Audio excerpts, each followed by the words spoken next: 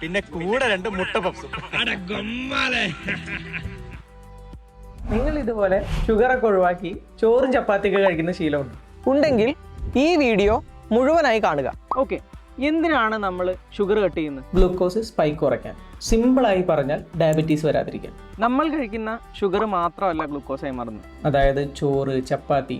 ഇനി no added sugar എന്ന് എഴുതിയ ഒട്ടുമിക്ക ഫുഡ്സും ഗ്ലൂക്കോസായി തന്നെ മാറും. ചില ഫുഡ്സ് പെട്ടെന്ന് ഗ്ലൂക്കോസായി മാറും, ചിലത് സമയമെടുത്ത് മാറും. എങ്കിലും ഇവയെല്ലാം നമ്മുടെ ബോഡി വെയ്റ്റിനെയും വിശപ്പിനെയും എനർജിയെയും ബാധിക്കും. അതുകൊണ്ട് നമ്മൾ ഷുഗർ മാത്രമാണ് ചെക്ക് ചെയ്യുന്നതെങ്കിൽ വലിയൊരു കാര്യം നമ്മൾ ശ്രദ്ധിക്കാതെ പോവുകയാണ്: ഫൈബർ. ഗ്ലൂക്കോസ് നമ്മുടെ ബ്ലഡിൽ കലരുന്നത് സ്ലോ ആക്കാൻ സഹായിക്കുന്ന ഒന്നാണ് ഫൈബർ. ഓട്സ്, പരിപ്പ്, പച്ചക്കറികൾ, തൊലിയോട് കൂടിയുള്ള ഫ്രൂട്ട്സ്, ഇതിലൊക്കെ ഫൈബർ ഉണ്ട്. ഫൈബർ ഇല്ലെങ്കിൽ കാപ്സിലെ ഗ്ലൂക്കോസ് പെട്ടെന്ന് രക്തത്തിലലിയും. അതുകൊണ്ട് ഗ്ലൂക്കോസ് ലെവൽ പെട്ടെന്ന് കൂടുകയും അതുപോലെ പെട്ടെന്ന് ക്ഷീണം വരികയും ചെയ്യും. നമ്മൾ കഴിക്കുന്ന ഭക്ഷണത്തിൽ ആവശ്യത്തിന് ഫൈബർ വേണം.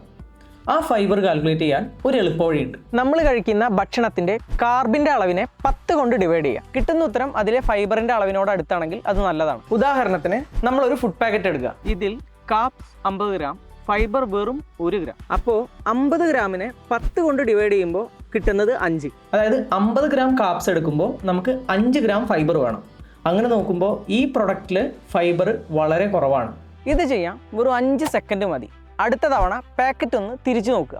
അതായത് ഞാൻ പറഞ്ഞു വരുന്നത്, അടുത്ത തവണ നമ്മൾ ഏത് പാക്കറ്റ് ഫുഡ്സ് വാങ്ങുമ്പോഴും അതിൻ്റെ ബാക്കിലുള്ള ലാബിൽ നമ്മൾ വായിക്കുക, എന്നിട്ട് ഈ കണക്ക് മനസ്സിലാക്കി വാങ്ങുക.